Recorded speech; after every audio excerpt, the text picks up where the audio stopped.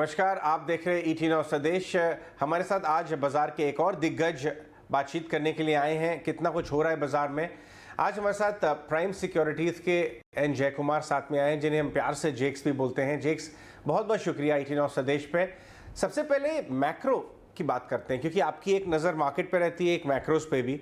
और global macros में जो बदलाव आ रहे हैं, एक ग्लोबल रैली को फ्यूल कर रहे हैं ये बदलाव, जैसे सीपीआई का घटना, आपको क्या लगता है कि ये एक स्ट्रक्चरल चेंज हो रहा है या अभी टू अर्ली है, बाजार शायद अहेड ऑफ इटसेल्फ चला गया ये मानने में कि इन्फ्लेशन पीक हो गया? सबसे पहले तो मुझे यहाँ पर आपने बुलाया उसके लिए बहुत बहुत शुक्रिया। और रक्षाबंधन के शुभ अवसर अवसर पे सबको, आपके सब जो व्यूअर्स हैं उनको मैं हार्दिक शुभकामनाएं देना चाहता हूँ। As far as markets are concerned, I think ये एक बहुत ही अच्छा दिन है जब मार्केट के बारे में हम डिस्कस कर रहे हैं, स्पेशली लॉन्ग टर्म इन्वेस्टर्स के लिए। क्योंकि मेरा ये मानना है कि लोग अभी भी ये सोच रहे हैं कि ये जो रैली आया है मार्केट में, ये एक डेड कैट बाउंस बोल लो या एक ओवरसोल्ड पोजीशन से मार्केट निकला है, ये कह लो।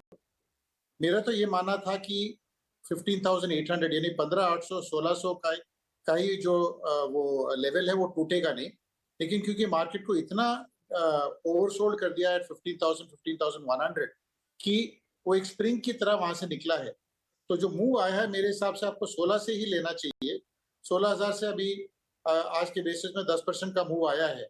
ऑफ कोर्स 15,100 लो तो उससे ज्यादा ही है मूव, ऑलमोस्ट 15-16%।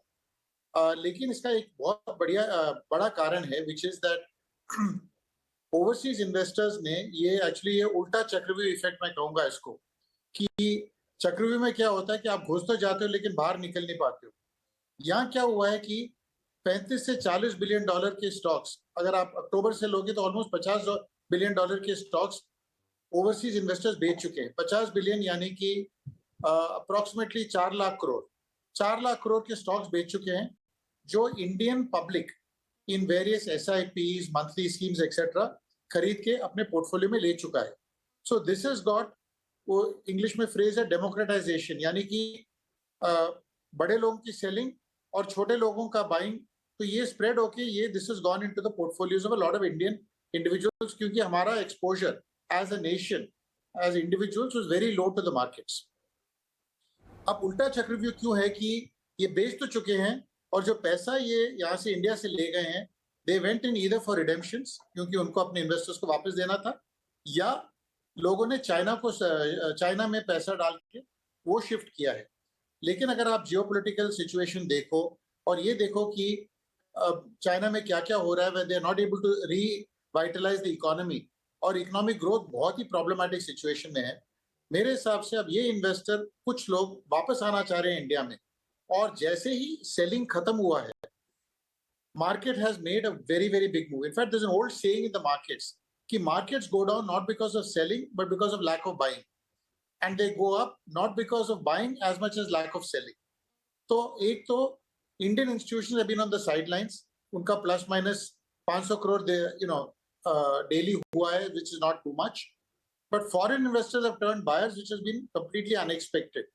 And जैसे हुआ है, the first I would say almost 1 billion या 1.5 बिलियन लिया अभी तक, और मार्केट नीचे से 15% और 16,000 से 10% ऊपर है, यानी कि बाहर तो निकल चुके हैं ये लोग, लेकिन अंदर आने में दिक्कत होगी in terms of buying eight the same level that they sold at. तो मेरे हिसाब से लोगों का भी मानना नहीं है, which is why it is not a bull market, which people are recognising. But ये अपने को 6 महीने बाद पता चलेगा कि ये बुल मार्केट जो एब्सोल्यूट डेप्थ्स ऑफ पेसिमिज्म से उभरा है, ये मार्केट मेरे हिसाब से बहुत आगे निकलेगा। The new highs will be made in the next 2 months. I think by Diwali we'll have new highs, and I think ये sustained bull market रहेगा, because यहाँ पर एक्चुअली स्पीकिंग लोकल इंस्टीट्यूशंस के पास पैसा उतना ही आ रहा है जो पहले आया था, शायद थोड़ा कम, लेकिन फॉरेन इन्वेस्टर्स का इंटरेस्ट काफी बढ़ गया है। So from that perspective I think people will look back and look and से कि इन्फ्लेशन का जो फियर था, जो भय था, वो भय काफी हद तक मेरे हिसाब से, because ultimately inflation calculations are about arithmetic, which means base effect आएगा, क्योंकि पहले इतने प्राइसेस बढ़ चुके थे कि as the corrections have started, all commodities are 20-30% lower from peak levels, if not more. Every single country is putting in certain safeguards, etc., so that prices don't go up. So inflation will get addressed. थोड़ा demand वापस आने में शायद time लगे, लेकिन एक बार inflation का fear कम हो गया एंड रिसेशन के फियर्स थोड़े अगर पिछड़ जाते हैं, तो मेरे हिसाब से ये market can make new highs so smoothly that people will be surprised. आपकी बात मैं खुद भी बहुत ध्यान देके सुनता हूँ और हमारे व्यूअर्स को भी बोलूँगा, क्योंकि आपने 30 इयर्स इंडियन मार्केट में बिताए हैं। 30 सालों में आपने उतार चढ़ाव वेरियस फेजेस देखे हैं, तो तजुर्बा कई बार बहुत काम करता है। तो आप मुझे ये बताएं कि क्योंकि आप बहुत सारी कंपनी से बातचीत करते हैं, कॉर्पोरेट इंडिया की एक्टिविटीज़ पे आप ऑब्जर्व करते हैं, इस बार जो अर्निंग्स क्वालिटी आई है अपने रिजल्ट सीजन में, आपको लग रहा है कि कहीं ना कहीं यहाँ से भी मार्जिन प्रेशर्स अब ओवर हो रहे हैं, अब धीरे धीरे यहाँ से अर्निंग्स इंप्रूव हो जाएंगी, और जो ये बुल रन जो आप बोल रहे हैं कि एक रिज्यूम हो चुका है, लोग इसे डिनाई कर रहे हैं, ये अर्निंग बैक्ड होगा? I think every rally is earnings backed, but first the call जो लोग ले रहे हैं वो कंट्री पे है। I think more and more people, more and more research houses and more and more international bodies are seeing कि ये इंडिया का मोमेंट है, नॉट मोमेंट एज इन एक क्वार्टर या 2 क्वार्टर, बट अगले 5 साल a combination of geopolitical factors, a combination of default reasons कि बाकी countries are scoring self goals and making it difficult कि पैसा वहां जाए. So a combination of default reasons and India specific reasons. The fact that I think so many factors have come together in India. The fact that RBI has been able to control inflation, the fact that the Indian banking system has completely cleaned itself of the past, that valuations are on the right side in terms of some of the core sectors like financials. The fact that if there is a small change internationally and recession fears go away, then some of the export-led industries like pharma and IT, and especially during this difficult time, all these industries have faced margin pressure and have cut costs dramatically. सिर्फ एक casualty यानी कि एक ही इसमें एक problem रहेगा, which is recreating employment. क्योंकि technology और कॉस्ट कट्स के कारण employment has become a big challenge everywhere in the world. तो मेरे हिसाब से वो एम्प्लॉयमेंट को वापस लाने के लिए some of the old economy activities like construction, like infrastructure, like road construction, bridges etcetera will be the way forward. तो economy I think will move forward, capex will come back, apart from government private capex also will slowly start coming back. अब एक और चीज देखोगे, last 5-6 साल में private capex has not been there at all. So जो assets डालते हैं, जो एक्सपेंशन करते हैं, वो प्राइवेट सेक्टर का नहीं रहा है, सिर्फ गवर्नमेंट को करना पड़ा है through its PSUs, and the government is not able to was not able to have a situation where PSUs also can come in along with the private sector for capex. Right. So today what has happened is because banks are flush with cash, they are extremely keen to lend. तो मेरे हिसाब से at reasonable rates, private sector is able to borrow both locally as well as internationally and put up. So that is going to be the next level of growth. So ये earnings backed ही रहेगा, जिसमें some sectors which have consolidated well, which people don't talk about much, could be a focus for re-rating. In fact जेक्स, अगर आप देखें RBI की commentary पास policy में, पिछली पॉलिसी में, उन्होंने साफ तौर पे बताया कि क्रेडिट ग्रोथ बैंकिंग सिस्टम में करीब 14% पे आ गया है, जो बहुत सालों बाद हमने देखा। इंडस्ट्री में कैपेसिटी यूटिलाइजेशन भी बढ़ के 75% पे आ गया है, जो 4 साल का हाई है। तो कहीं ना कहीं जो आप कह रहे हैं वो डेटा में भी रिफ्लेक्ट हो रहा है। मेरी आपसे एक व्यू ये है कि जिस हिसाब से आरबीआई ने अपना अभी तक यहाँ पे इन्फ्लेशन को कूल ऑफ करने के कदम उठाए, सरकार ने भी कदम उठाए और ग्लोबल मैक्रो सुधर गए, क्या यहाँ से रेट हाइक साइकिल या थोड़ा स्लो हो जाएगा, या आपको लगता है बहुत ज़्यादा रेट हाइक सब नहीं है, एक दो रेट हाइक और आएंगे और साइकिल पीक आउट हो जाएगा और बाजार इसको कहीं कहीं भांप रहा है आगे चलते हुए? मेरा ये मानना था, मेरा ये मानना है और ये अटल विश्वास है मुझे कि RBI, governments, etc. can't control inflation. Okay. Inflation ultimately is controlled by markets. ये मैंने 2-3 बार पहले भी इसका जिक्र किया है कि inflation जो है, it's a market based phenomena which gets corrected by markets. तो या तो भाव घट जाते हैं या डिमांड डिस्ट्रॉय हो जाता है, but something or the other creates a scenario where either prices can't keep going up because demand disappears. In fact, there is an interesting analogy I want to give you. एक उदाहरण मैं देना चाहता हूं आपको। स्टॉक मार्केट्स और commodities में एक बहुत बड़ा डिफरेंस है। कमोडिटी मार्केट्स में जब भाव बढ़ते हैं तो एक्चुअल यूजर्स डिसअपीयर हो जाते हैं, यानी कि जब भाव बढ़ते हैं तो डिमांड घट जाता है। लेकिन स्टॉक मार्केट में जैसे भाव बढ़ने लगते हैं, खरीदार बढ़ जाते हैं। ये बहुत पेक्यूलियर है, क्योंकि पेक्यूलियर फिनोमेना है, बिकॉज जो खरीदार हैं वो ग्रीड और फियर पे बेस्ड अपने एक्टिविटीज करते हैं, यानी कि कमोडिटी मार्केट में जो एक्चुअल यूजर्स हैं उनका डिमांड कम हो जाता है और जब भाव घटते हैं तो उनकी परचेज आ जाती है। लेकिन स्टॉक मार्केट में भाव घटते हैं तो बायर्स डिसअपीयर हो जाते हैं और भाव बढ़ता है तो बायर्स आ जाते हैं। तो that's a very peculiar thing here. तो कमोडिटी मार्केट में जब भाव बढ़े तो actual users disappear. That is the fundamental reason why inflation will always remain in check. और जो mothballed capacities यानी कि जो capacities बंद हुए हैं various parts of the world में, वो उभर के आ जाते हैं।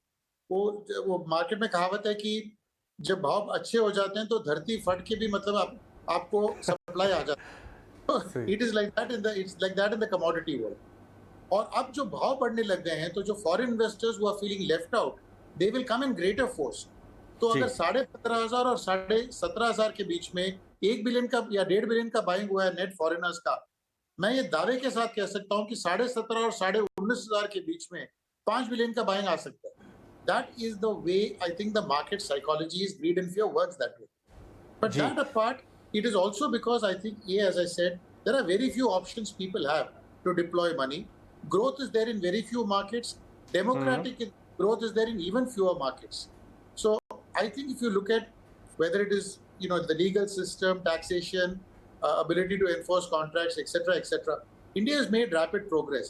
I think moment in the sun हमको आया है, and अच्छे markets का आपको अनुमान आप तभी लगा सकते हो जब सब जगह अगर अंधेरा छाया हुआ हो, तो then you are able to assess कि कौन सा मार्केट चमक के उभरेगा। तो बहुत बढ़िया, आपने ये बातचीत हम ऐसे टाइम पे भी कर रहे हैं जब हम 75 साल अपने आज़ादी के मना रहे हैं यहाँ भारत में, और उसमें से 30-35 साल बाज़ार को हो गया है, आधा टाइम लगभग, और उसमें से बहुत लंबा समय आपने भी देखा है। आप अक्सर विदेशी इन्वेस्टर्स से बात करते हैं, ग्लोबल इन्वेस्टर्स आपके फ्रेंड सर्कल में, बिजनेस अलायंसेस में।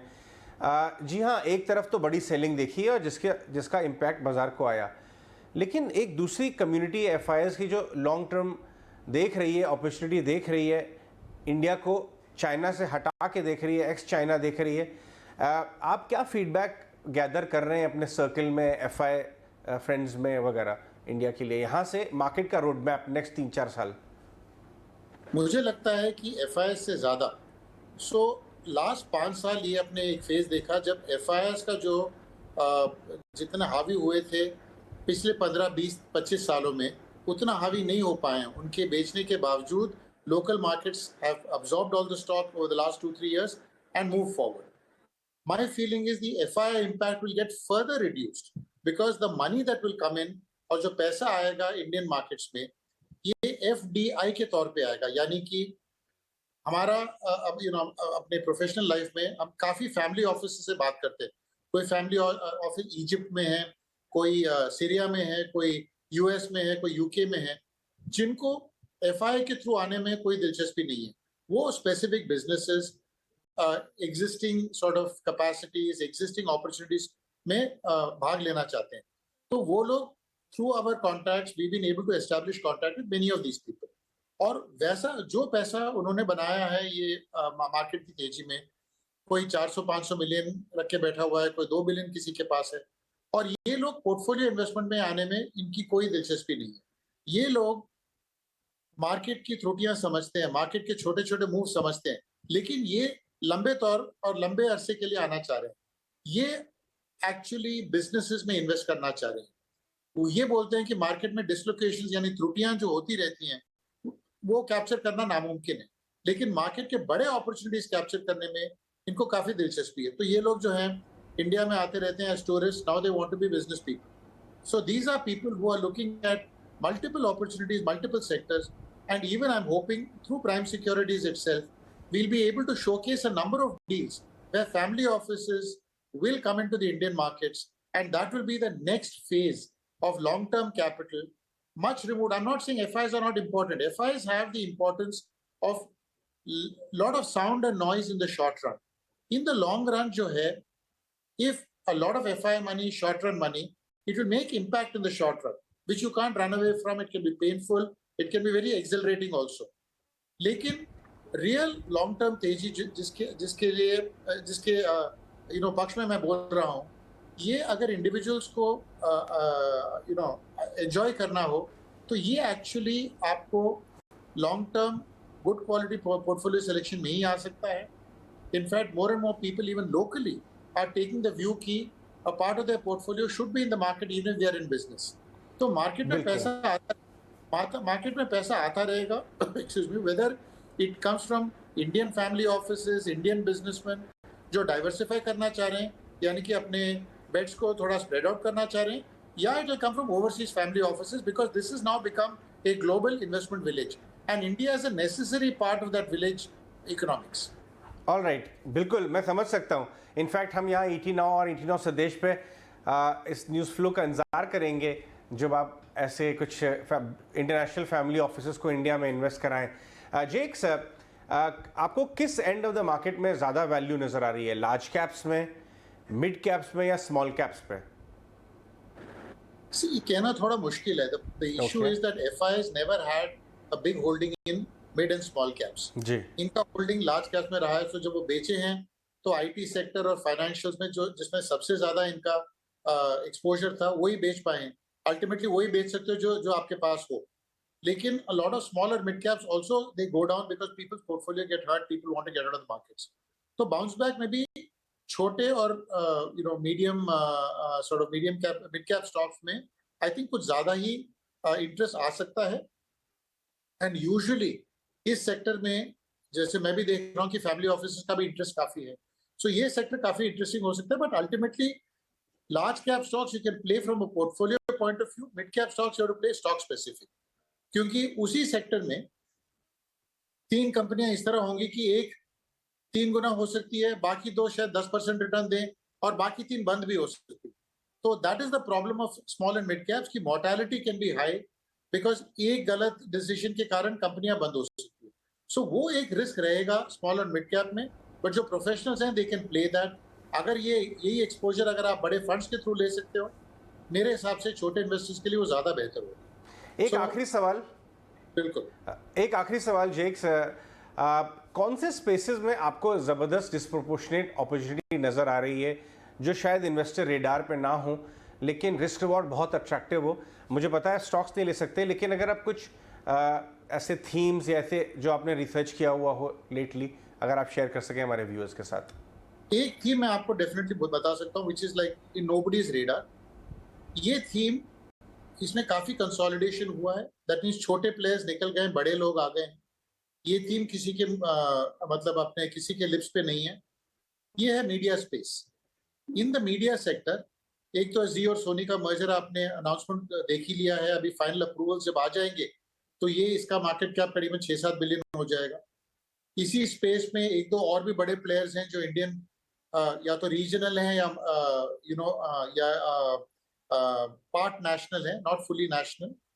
बट वैसे स्टॉक्स में the big opportunity is some of them have actually dramatically increased their presence because of their sports properties. In fact, I think themes around sports, gaming, etc. will be big themes to track, and they are linked to the media space. क्योंकि उसमें viewership का बड़ा मतलब एक weightage रहता है. So there are 1 or 2 listed stocks, in fact one specific one, where there is an entire sports ecosystem, a cricket team, in fact 2 cricket teams that they own in the same media company. That media company is cash rich as cash rich can be. और 5-6 साल से इन कंपनियों में मतलब कोई valuation में तब्दीली आई ही नहीं है. इनके बिजनेसेस में काफी तब्दीलियां आई हैं लेकिन वैल्यूएशन में कुछ नहीं आई है. You take the top 2-3 players, they are all रफली at the same valuation they were 5 years ago, and there has been substantial progress whether in terms of cash. Debts तो इनके पास थी नहीं कभी, और जिनके पास थी वो भी जीरो डेट हो गई है. इनके पास डिजिटल प्रॉपर्टीज बन गई हैं, इनके पास नेशनल फुटप्रिंट बनना चालू हो गया है। इन कंपनियों में आप देखोगे कि dividend pay outs are high. सो सारे जो फैक्टर्स इन्वेस्टर्स को दिखते हैं, लेकिन मीडिया कंपनी अपने आप को मार्केट कर नहीं पाते। हम मीडिया चैनल में बैठे हुए हैं, media channels have been actually quite low profile, I mean low coverage on some of. जेक्स, if I could interrupt over here, मैं अगर इसमें आना चाहूँ, हम समझ रहे हैं आप कौन सी South Indian South based media company का इंडिकेशन जिसका की तरफ इशारा है हमारा, लेकिन उसमें कई बार हमने देखा है कि शेयर होल्डर फ्रेंडली मूव्स, कुछ लोगों को लगता है ऐसा स्ट्रीट पे कि शेयर होल्डर फ्रेंडली मूव्स अगर और हो जाएं तो यहाँ गुंजाइश है, शायद minority share holder friendly moves, management quality, क्या आपको लगता है वो कंसर्न्स अब एड्रेस हो जाएंगी यहाँ से? सर, मैं आपको एक चीज़ बता सकता हूँ। एक कंपनी जिसका बहुत बड़ा री-रेटिंग हाल ही में हुआ है, वो सिन इंडस्ट्री कहलाता था। उसके आज भी 120% सिन इंडस्ट्री से आते। वो इंडस्ट्री में मेरे को समझाया गया कि ESG वाले कोई आएंगे नहीं। उस इंडस्ट्री में ये समझाया गया कि जैन लोग इन्वेस्ट नहीं करेंगे। उस इंडस्ट्री में ये समझाया गया कि भैया ये तो इसमें हर समय टैक्सेशन ही टैक्सेशन लगेगा। ITC की बात कर रहे हैं आप। लेकिन एक जो कंपनी है उसमें भरपूर री-रेटिंग हुआ है, क्योंकि एक सच है जो इन्वेस्टमेंट का जो कोई हटा नहीं सकता है, विच इज अगर कैश फ्लोज और अर्निंग्स हो, जो कंपनी जिसका आपने जिक्र किया है या जिस कंपनी का मैं जिक्र कर रहा हूँ, इन सब में ऐसा शेयर होल्डर फ्रेंडली, मतलब ITC ने ये बताया है कि इन्वेस्टर से ज्यादा बात करेगी या जो भी किया हो जो पब्लिक डोमेन में है जी, लेकिन बॉटम लाइन ये है कि री-रेटिंग 50% हो गया है। सही बात। तो अल्टीमेटली द सच एक सत्य है कि कैश फ्लोज होना चाहिए, अर्निंग्स होना चाहिए and management should be clean. और मेरे हिसाब से जिस कंपनियों के बारे में मैं बात कर रहा हूँ मीडिया स्पेस में, ऐसा उन्होंने कुछ किया नहीं कि विच इंडिकेट्स की कोई चोरी चकारी की हो या कुछ मैनेजमेंट इंडिविजुअल्स को कुछ किया हो। ठीक है, कैश फ्लोज मतलब कैश बैलेंसेस बड़े हैं होंगे, may be people felt nervous during COVID times and payouts were lower, but I feel ultimately you should view businesses for what they are. You cannot have national businesses in a space like this, and the number one market cap company is $6-7 billion. That too after a merger. Pre-merger तो मेरे हिसाब से 3 billion का भी कोई 3-4 billion का भी कोई कंपनी नहीं है इस इंडस्ट्री में। Fair point. तो मेरे हिसाब से this industry has become much bigger.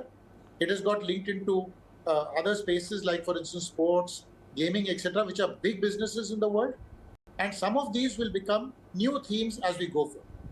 Fair point. नहीं, आपकी बात में बिल्कुल वेट है आपके आर्ग्यूमेंट में कि अगर आप एनालाइज करें कैसे structure of the business change हो रहा है, वो सिर्फ मीडिया कंपनी नहीं है, उसमें गेमिंग, क्रिकेट्स की फ्रेंचाइजीज हैं, दूसरा कैश फ्लो है। कुछ भी करिए, you may not like the management, but data shows कि भाई आपके बुक्स बहुत इंप्रूव होती गई हैं और कहीं ना कहीं बाजार इस वैल्यूएशन मिसमैच को रिवॉर्ड करेगा। जेक्स, बहुत बहुत शुक्रिया। आज एक और चीज बोलना चाहता हूँ। जी, प्लीज गो अहेड। क्योंकि ऐसे बात से लगना नहीं चाहिए कि मैं स्पेसिफिकली एक कंपनी की बात कर रहा हूँ, 2 कंपनी, लेकिन ये मान के चलिएगा कि मेरा होल्डिंग या मेरे उसमें इंटरेस्ट हो सकता है, और ये डिस्क्लेमर मैं देना चाहता हूँ क्योंकि इसमें ना कोई मेरा कोई शॉर्ट टर्म इस तरह वो है, लेकिन क्योंकि कोई कंपनियों का जिक्र हुआ है तो ये मान के चलिएगा कि इसमें मेरा वो डिस्क्लेमर जो नॉर्मली कैरी करते हैं वो आपको मैं बताना चाहता हूँ बस। बिल्कुल बिल्कुल, हम आपका डिस्क्लेमर बिल्कुल यूज़ करेंगे। ये हम इलस्ट्रेटिव पर्पसेस के लिए एनालिटिकल बातचीत कर रहे थे और ऑफ कोर्स ये कोई ऐसा स्टॉक पिक नहीं है, लेकिन एनीवेज बहुत बहुत शुक्रिया जेक्स आज हमसे बात करने के लिए यहाँ चैनल पे मैक्रोज के बारे में, फॉरेन इन्वेस्टर्स के व्यूज़ के बारे में और कुछ स्पेसेस जहाँ पे आपको लगता है रिस्क रिवॉर्ड अट्रैक्टिव हो सकता है। बहुत बहुत शुक्रिया।